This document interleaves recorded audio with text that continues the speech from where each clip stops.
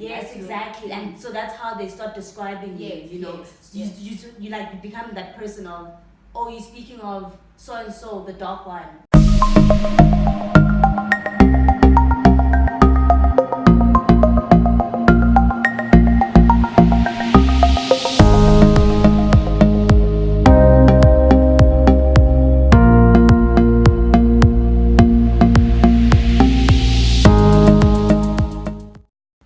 Hello everyone, welcome to the very first episode of BAHF Talks. Yeah.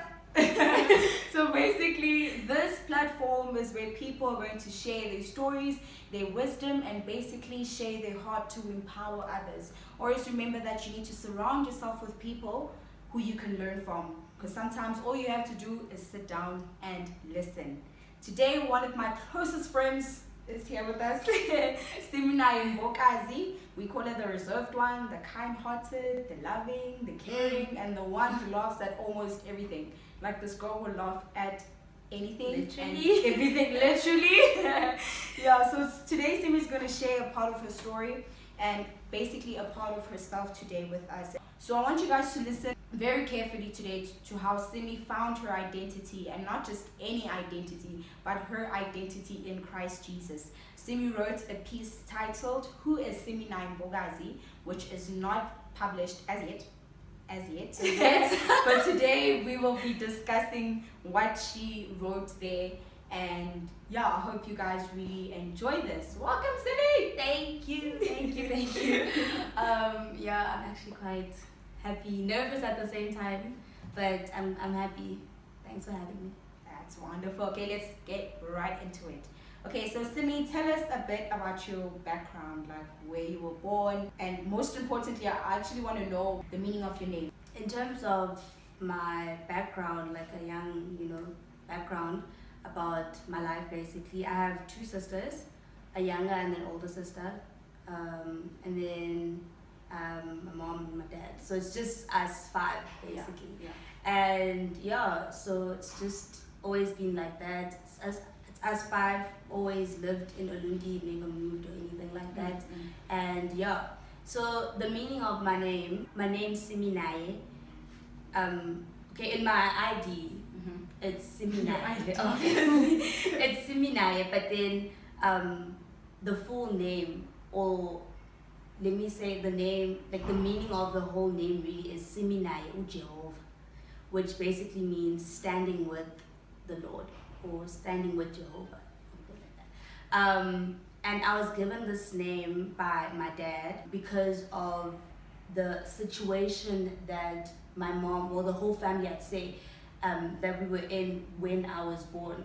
Because basically, long story short, sometime during my mom's pregnancy, like early in even, the doctors had told her that like she's had a miscarriage already, and so I was gone, like I was not there. And so they had already told her like, we're sorry, like this is it, she's not with us anymore. And so they had already suggested that she gets cleaned and everything, stuff like that. And so my mom refused. I don't know why. It could honestly only be God, but she refused, even though the doctors had told her like, you've had a miscarriage and stuff.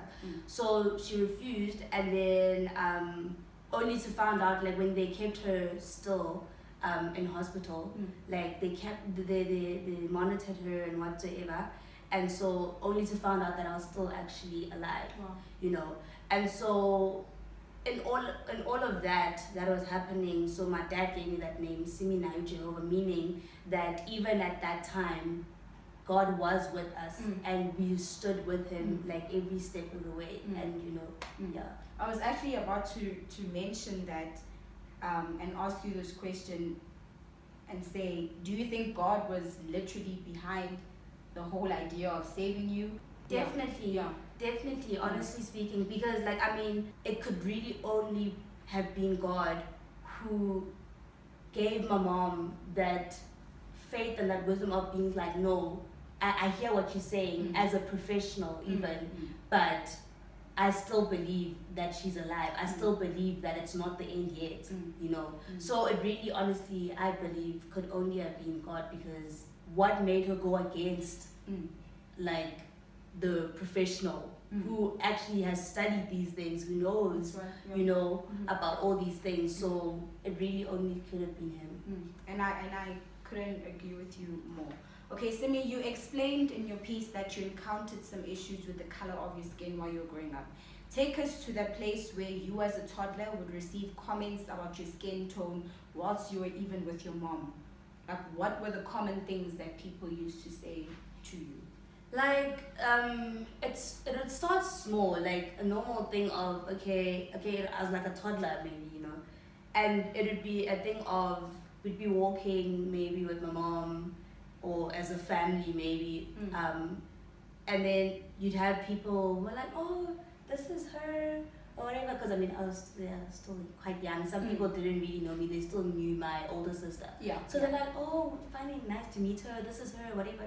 Oh no, yeah, she's just like you, she looks like you and stuff like that. And then you get other people who'd be like, oh wow, she doesn't look like the firstborn, which is my older sister. Because my older sister is quite lighter than me, like she's very light actually, in fact.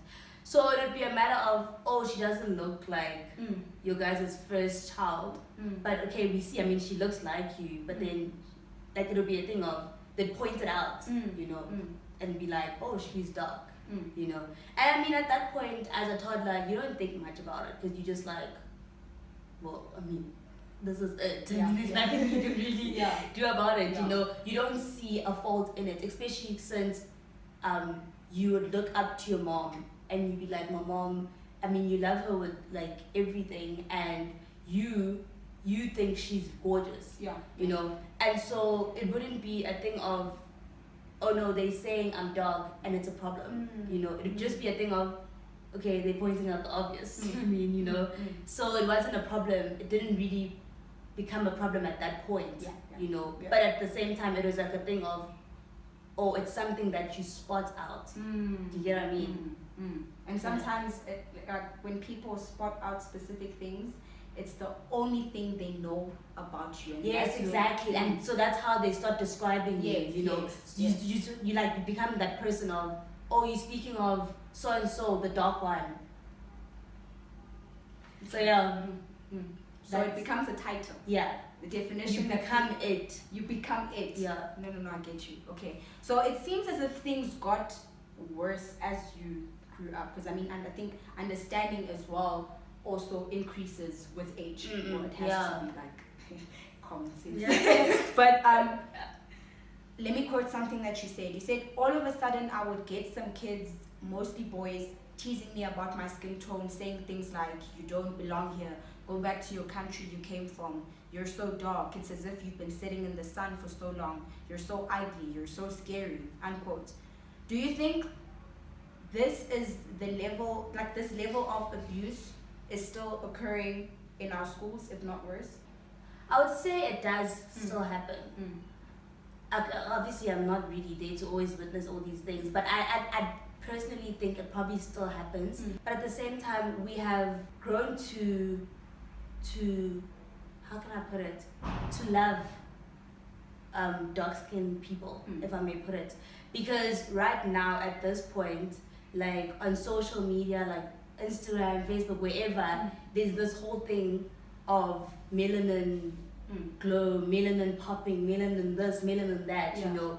And so as much as there are those praises and stuff like that, I do still believe that some kids still have to go through what I went through. Because it's more of like, because I mean, as much as there's this whole melanin thing going on, there is still though that thing of you need to be light to be pretty, you know. And so sometimes kids don't know that it's a wrong thing. Instead, they just look at it and be like, they're like, no, like this is not right. Like this is not pretty, you know. And so, like I do believe I'm not too sure. But I do believe it's probably still there, but not as much. you know, because I mean there's still that whole thing of maybe like don't go in the sun, you'll get dark. Yeah. You know? Yeah. And so as a kid, if you tell a kid that they can go to school and then they start thinking, they see other dark skinned kids and they like, I guess you've been in the sun for that long. You know? Not because you naturally like that. But instead it's more of a thing of if you go in the sun, you'll be dark, and that's not a good thing, you know. And so if you dark, clearly you're in the sun, and that's not a good thing, you know. So they start putting 2 and 2 together, and they get 5 because they're not getting the full picture of the whole thing, you know. That some people are actually born like that. It's not necessarily because they were actually in the sun for that long.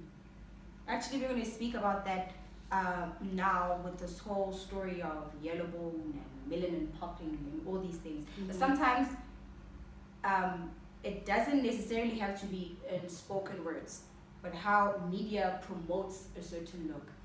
Because I believe there's a distinct difference in appreciating something and putting the other thing down at the same time.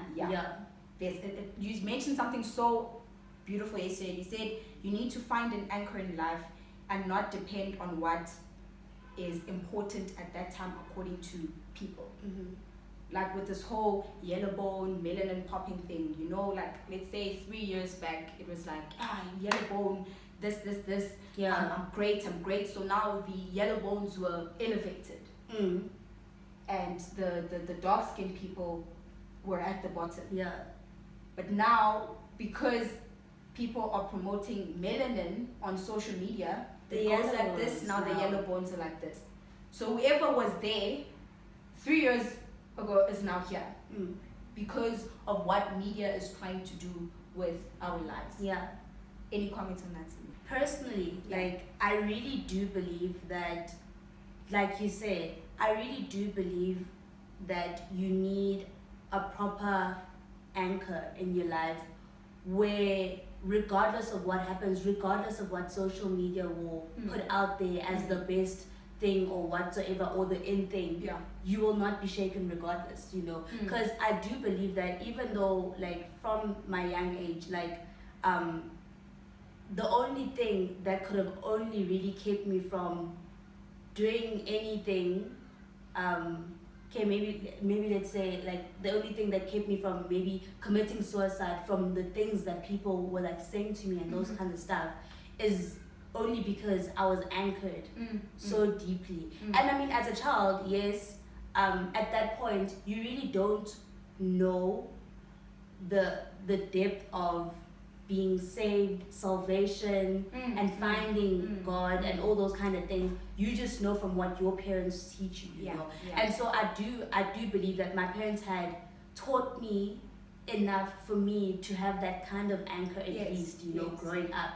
And so that's why I say, if it wasn't for that anchor, I also would have been moving my emotions up and down, just like how social media is thinking. And so if I did that, then I wouldn't have been okay, because one moment social media says this and then the next it's the other, you know. And so just like you said, back then it was all about being fair, being light skinned and all those kind of things, yellow bones or whatever.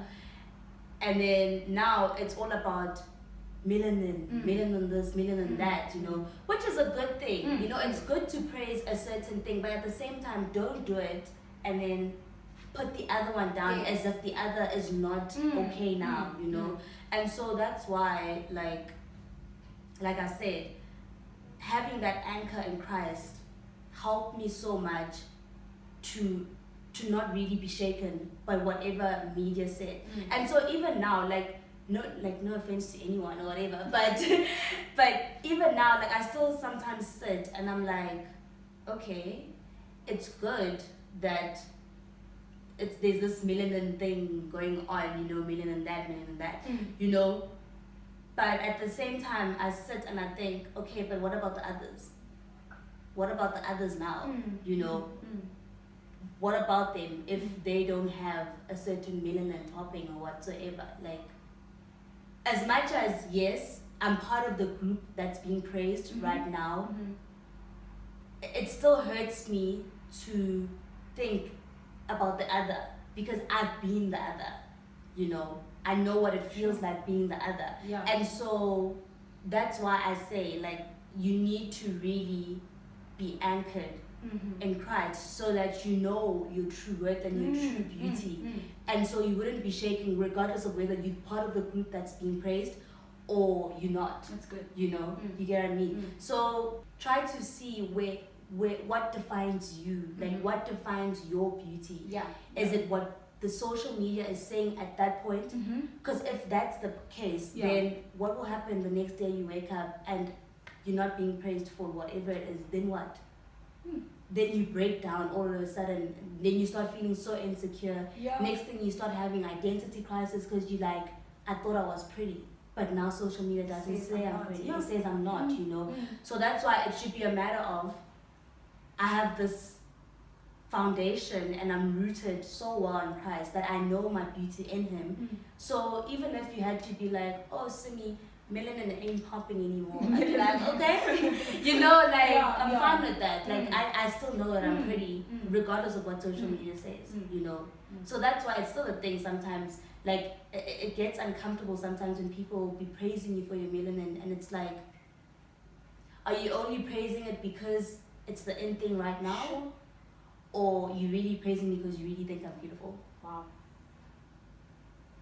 Moment of silence. Moment of silence. Okay, Simi, wow. Okay, let's go back to your story a bit. Okay, so how did it make you feel when those school bullies insisted that your parents were lying when they said you were beautiful? It honestly, it hurt. It really hurt. And I mean, you grow up knowing you love your parents so much, and you know whatever it is they say to you, you take it as is. It's the truth, you know. And so now to have people who don't even know you tell you that no, they were lying to you, it's like, okay, you start. Obviously, this is, I personally believe it's the devil's way of trying to get to you to believe otherwise. Because I mean, you grow up and you're told, no, you're beautiful. You this is the way God created you in His image and everything like that. And then all of a sudden, you get people who are like, no, they lied to you, like, you know. And instead, even if you try to defend yourself, because that's what used to happen. Like, I get people who tease me and say, no, they lied to you, whatever. And then I try to defend myself and be like, no, but then this is what I know, this is what I was told. And instead, I get laughed at. And then it started being a thing of, oh, like, I'm clearly really, like, not the prettiest then, you know. Clearly, my parents were lying, which is not a good thing. Like, it honestly hurts so much, you know. And it really, like, from that moment, like, it cuts very deep and you really start believing it. That's the problem. You start having this thing of, the people that I love, they're only saying that because they love me. You know, you start having that thing because you start thinking, these are complete strangers. They don't know anything about me, but this is what they say about me. This is what they see, you know. Obviously, those who love me, they're with me all the time. It almost feels like they're obliged to say these kind of things, you know. You start thinking those things, and that's only the devil telling you that, you know. He wants you to think like that. He wants you to believe that the people who love you the most are actually just saying those things because they're obliged to say it. And you start believing the other things. Yeah. So you mentioned that you have 2 siblings, ne? Yeah. An older one and a younger one. Everyone knows that. Because you mentioned that. Were you ever compared to them growing up? Yeah, I all the time. It's always a matter of, you don't look like them. And so clearly, if you're gonna be saying that I'm not pretty, clearly if you're saying I don't look like them, you're comparing us now, and it's a thing of, your siblings are pretty, you aren't, you know, type of thing. And so, like, sometimes I actually even get people who would, like, rate us, not necessarily rate us in terms of, like, they'll be like, oh, we give you a 10, we give you a 9, whatever. But it would be a matter of, we're comparing you guys, and so is so pretty, so and so is the second prettiest, you like the least prettiest out of your siblings, you know. So it would actually get to that point, like I'd get compared to them, I'd be told they're pretty, like even though some people, you like someone will not specifically tell you directly, you know. No, but you can actually. But then if I come to you, Torbs, and I'm like, if I say your sister is pretty, or I say your sisters are pretty, whatsoever, and then I say, yeah, they're very pretty, and you also pretty. Like it feels like you're just saying that because you don't want me to see that you're actually comparing us right now, and that you basically like saying something bad to me. Like you don't want to look like the bad person. Yeah, I can imagine what this did to your self-esteem. I can. What only is the imagine. self-esteem? What is the self-esteem? It got to that point. What is it? You know? Okay, so how exactly, Simi, did you deal with this? Because I know you never spoke to anyone. How did you deal with this? At first, like if something had happened, I'd tell my mom, you know, and then she would obviously try encourage me and be like, no, you're pretty, you're beautiful. And sometimes the funny thing is she'd always used to like make a joke out of it. Like, you know the relaxer, darker and lovely. So I used to use that when I was little. Well, I still do actually. But then she used that as an example. And you know that the dark and lovely box thingy, like the relaxer, has the girl outside, and she's dark, you know, she's not as dark as I am, but I mean she's dark, you know. And so my mom would be like, yeah, you dark and lovely just like her, you know. She'd use that term, you dark and lovely just like the relaxer you use. And so it would always be a thing of something would happen, I'd tell my mom, and then she'd encourage me, I'd feel better, but then at the same time, the devil had already instilled that thing in me of, she's just saying that because she's my mom. You know, I started thinking like that. She's saying that because she's my mom. So at first, that's how I dealt with it. Like I tell, and then I started realizing it's not really helping. Yeah. Because I'm telling the people who I feel right now are only going to tell me this because they're my family, you know, type of thing. And so after that, I just decided not to deal with it. Like I literally just, you know, when you start feeling like you numb to a certain thing. So it would happen, and it would just be like, oh, okay, it happened again. Yes, I know it hurts me, but I'll move on. You know, I'm not gonna do anything about it. There's nothing I can change. You know, this is the way that I am, and if they believe that I'm not the prettiest, then that's cool. So it got to a point where I just minded it. Like I stopped dealing with it, and it is a matter of, if it happens, okay, I already know. You know, if you had to make a comment about my skin tone, I already know. Like there's nothing I don't know. Like the things that you're telling me, like it's not new, you know. And it's not new in a way of, like it's not new, and it doesn't mean it's not hurting me. It is, but I'm just gonna let it slide. Like I'm just gonna deal with it like that and not have to think about it. Because the more I thought about it, like I literally would not stop crying, you know. Because there'd be times when I'm like, wow, like this is really bad, and I cry, and then I'm like, how long will I be crying? I need to find a way to deal with it. But then my way of dealing with it was to not deal with it, to just shut it out, like not talk about it or whatever it is. Just take it as it comes and be strong about it, you know. And we don't realize, like, if we don't deal with an issue at that time, it will come back. It will come back. It comes back, and instead of it coming back normally like how you used to deal with it then, it comes back harder, and it's like it's emphasized more of like I'm still here.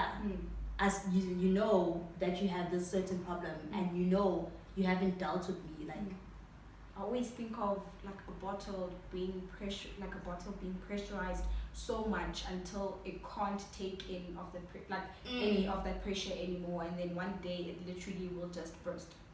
Yeah. And That burst, yes, could it's be not.